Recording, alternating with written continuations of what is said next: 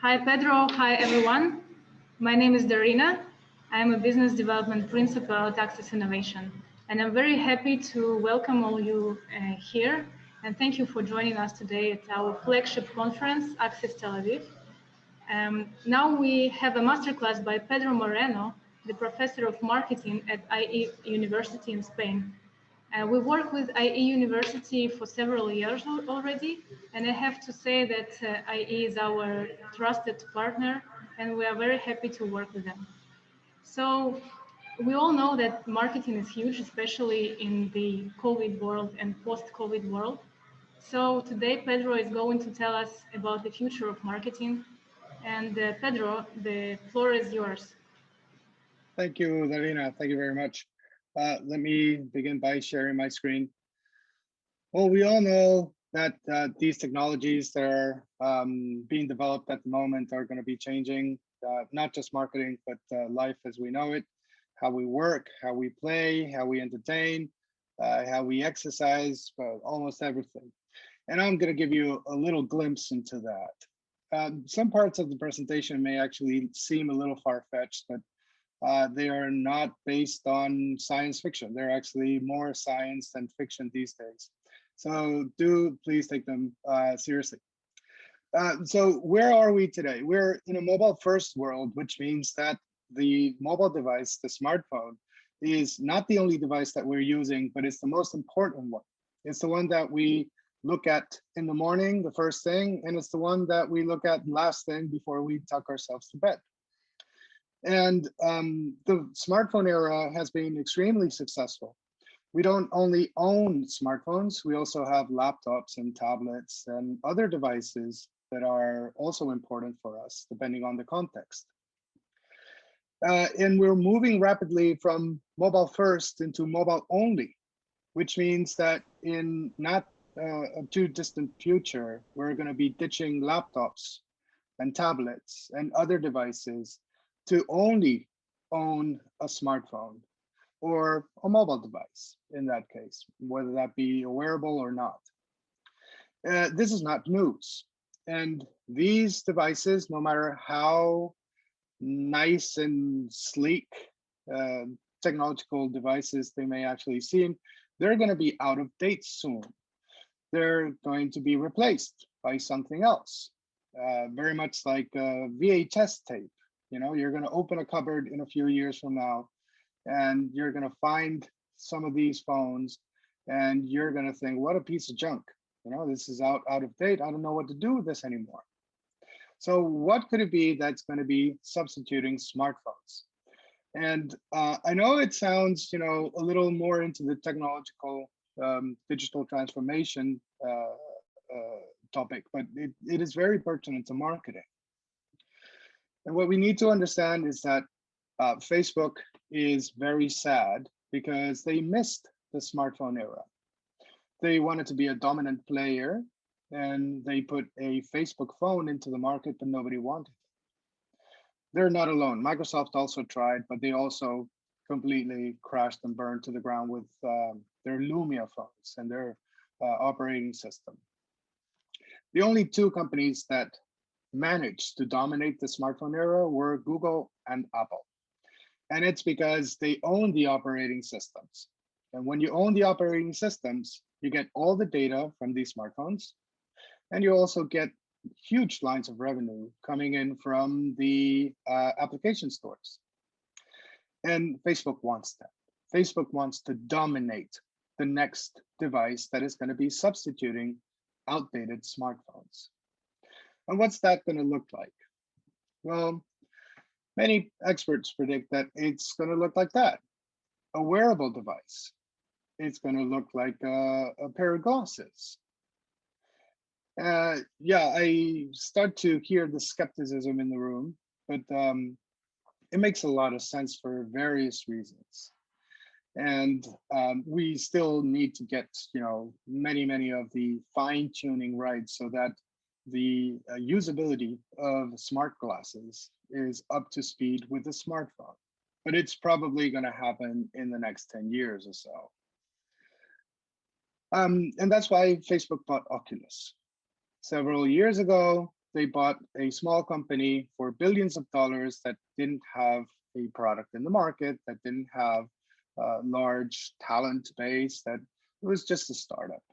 But they paid top dollar for it because they wanted that to become the next smartphone. As I said, this technology is still rough around the edges. It still has several challenges. One of them is that it's blocking your perception of reality. It's an immersive technology, which is kind of, cutting your cord with the actual environment and with social, etc.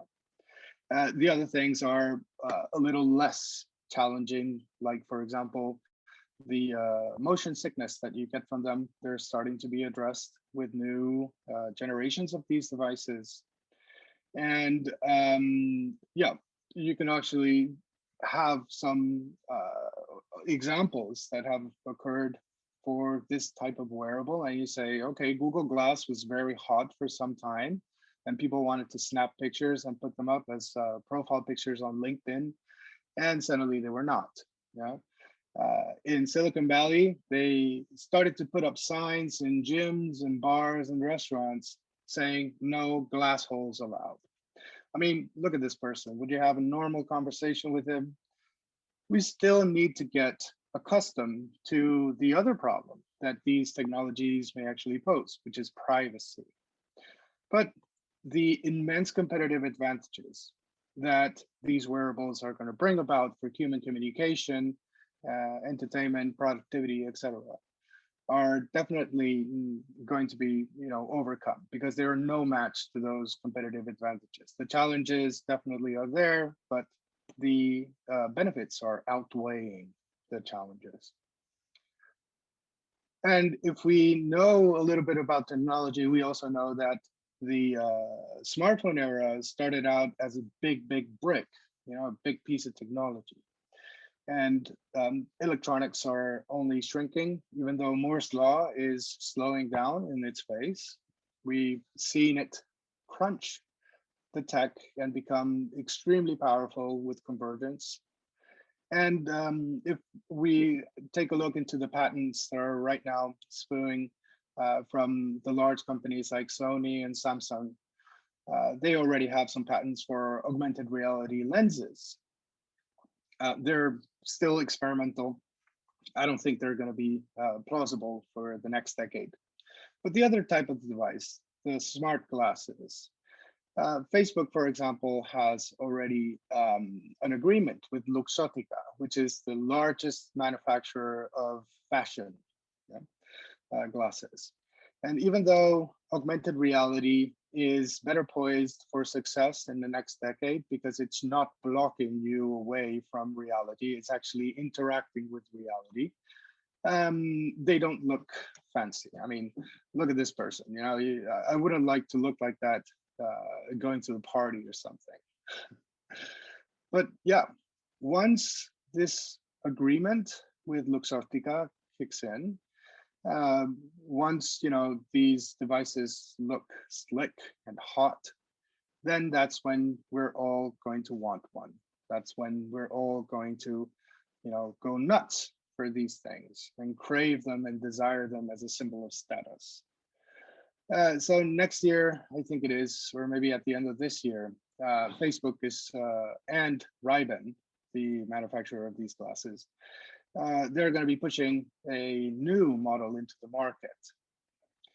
And yeah, fashion extended reality is kicking off this year, or maybe at the beginning of next year.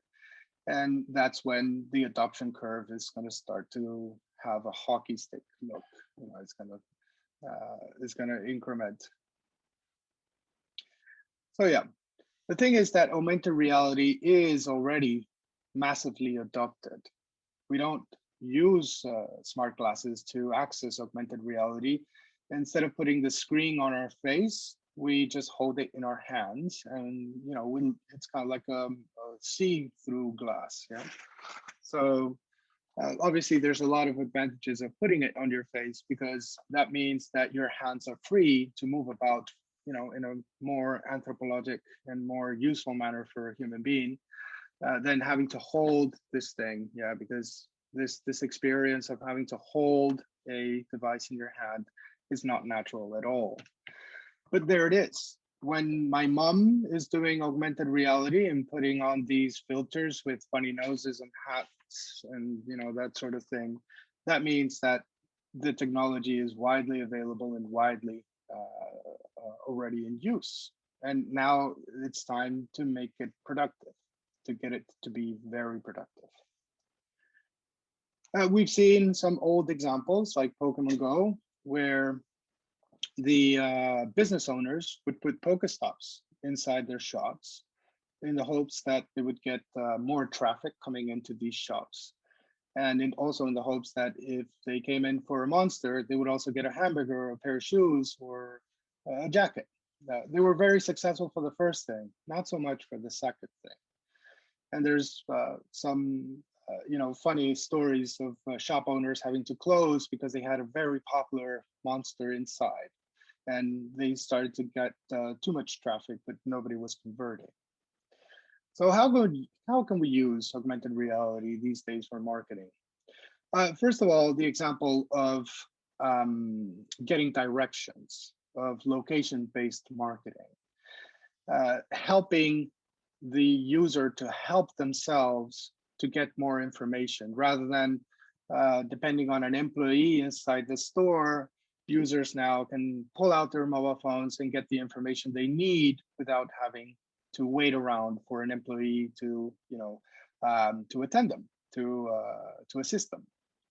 And that produces two things: higher satisfaction in the customers and lower costs, because you don't need as many employees now to assist the consumer. And you have to know that this is part of the digital transformation, but the profound, deep digital transformation, because it's dematerializing the world. And by dematerializing the world, it acquires digital properties, and it's free of the physical limitations.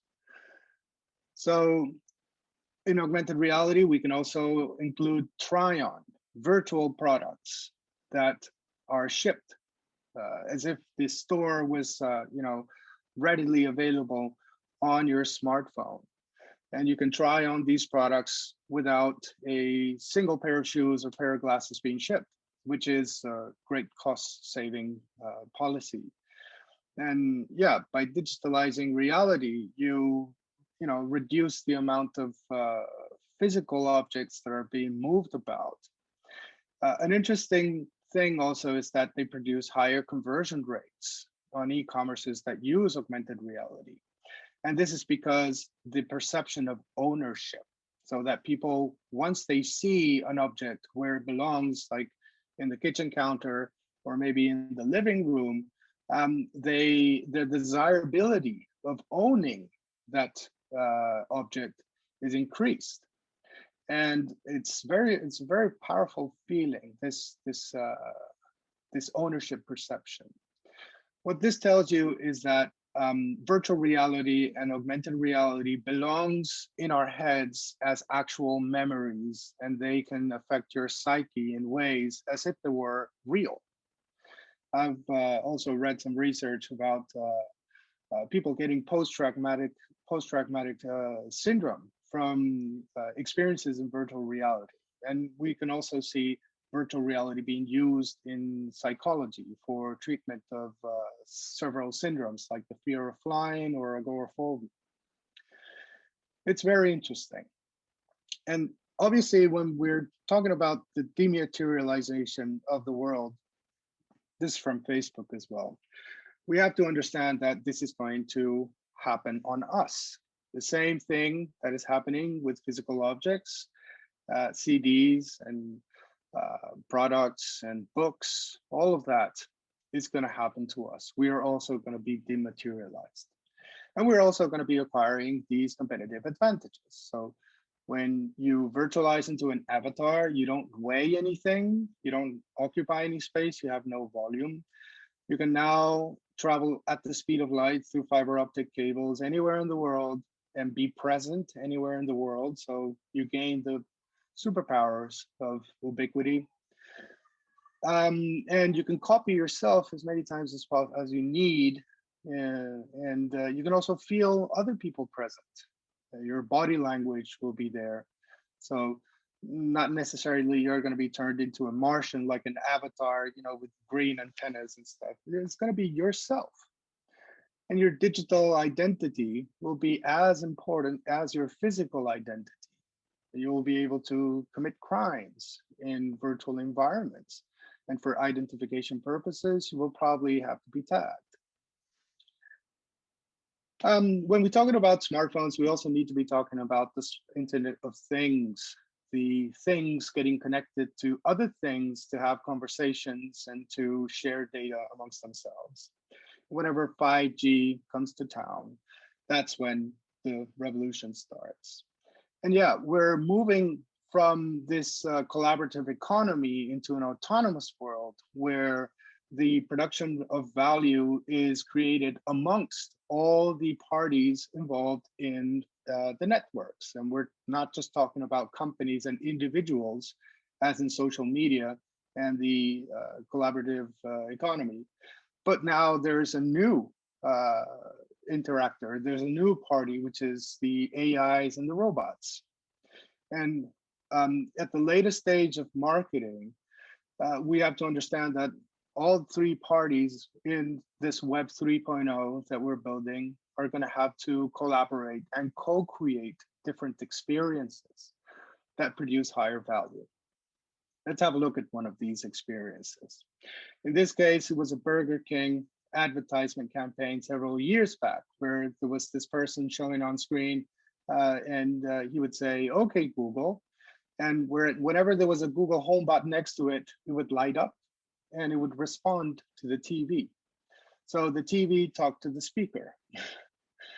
And yeah, it produced an experience, a new experience. It doesn't necessarily mean that you don't find it creepy, but there you go. So start getting ready to talk more to your things and ask them to do stuff like to program your shopping list, to tell you what products are just about to expire, to get more information about the items inside your fridge, for example. Now, here's the interesting part of this short and very rushed presentation. The interface of computers is changing. We're changing from a code-based computer back in the early stages of electronics into something more slick and something more manageable and democratic. Steve Jobs understood that if he wanted to put a computer inside every single American household, he would have to get rid of the complexity of code. So he grabbed the idea from the graphic user interface of the folks back at Xerox, and he made it an operating system for anyone to very intuitively be able to use a computer. What could be more intuitive? Well, just touching on the screen. What could be even more intuitive? Well, just talking to the thing. When you order stuff through these things, you're programming, but there's no code for you. And what could be even more intuitive than talking? Well, your brain thoughts. Yeah? And to the left, you see India, and to the right, you see France. Very much like the first telephone call, we've had the first brain-to-brain call. And they're starting to build wearables that connect your brain directly to your smartphone, for example, or toys for kids that are directly controlled with the power of their thoughts, or the first mind-controlled drone race happening in Florida, the first mind-developed film, depending on your moods, and cars are also being driven depending on the readings from your brain. And Facebook is in on it. And it makes a lot of sense because, as I said, if you're a digital avatar, the effort that you need to move yourself through 3D space is minimum.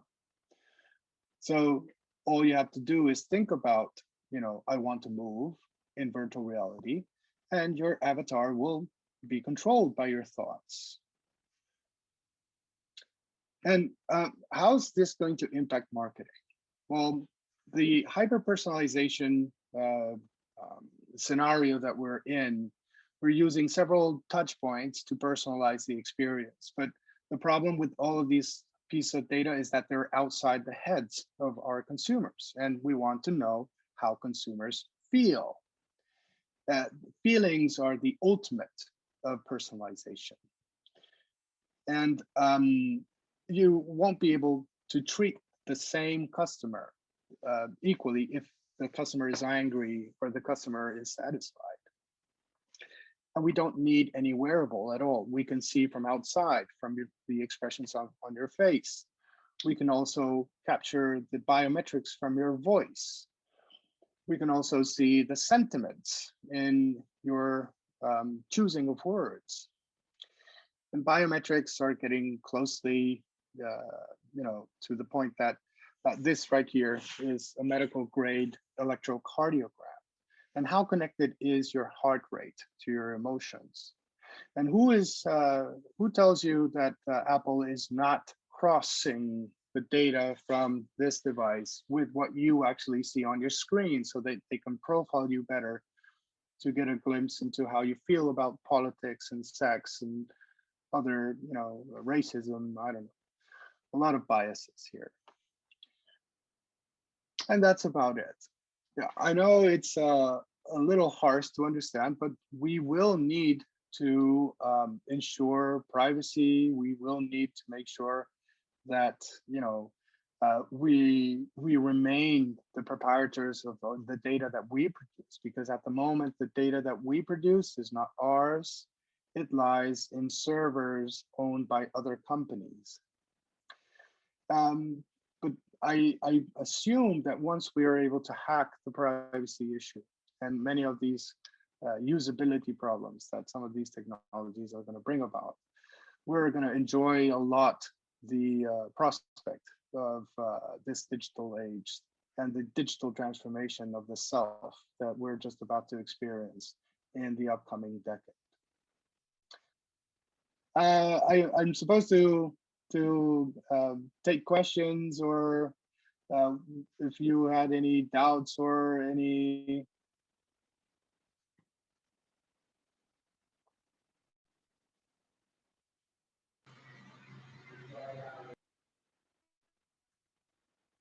Anybody has like a revelation?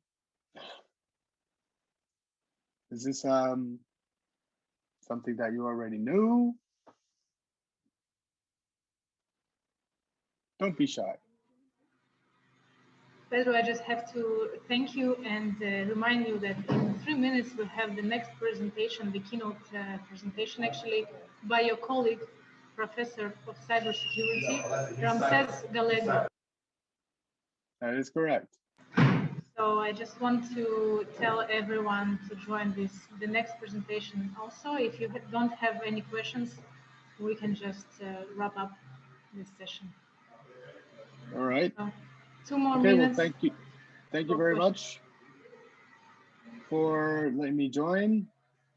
I just wanted to tell you that I'm the academic director of a online program that allows you to learn about all of these trends, but also the more practical knowledge on Instagram and Facebook and influencers and all that in just the 5-week course that we have here at IE. Okay, thank you very much, Pedro. I see in the chat that people say that the presentation is really good. So thanks for the great content.